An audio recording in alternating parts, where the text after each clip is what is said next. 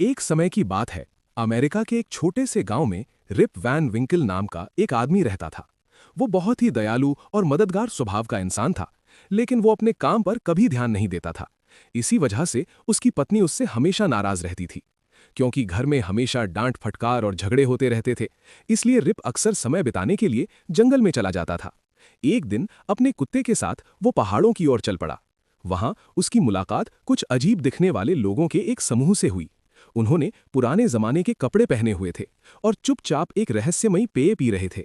उन्होंने रिप को भी वो पेय पीने के लिए दिया। बिना कुछ सोचे समझे रिप ने उसे पी लिया। उसके थोड़ी ही देर बाद उसे जोरों की नींद आने लगी और वहीं वो गहरी नींद में सो गया। इस तरह दिन महीनों में बदल गए और महीने सालों में। एक दिन अचानक रिप की नींद खुली। उसे समझ ही नहीं आ रहा था कि उसके साथ क्या हुआ है।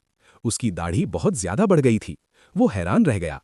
वो तुरंत अपने गांव की ओर चल पड़ा, लेकिन वहां उसने जो देखा उसे देखकर वो सदमे में आ गया।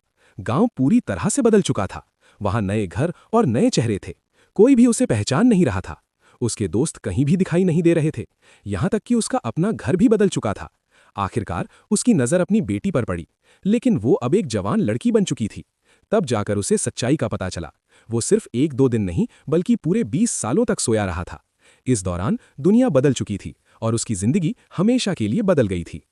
और वीडियो देखने के लिए कृपया सब्सक्राइब करें।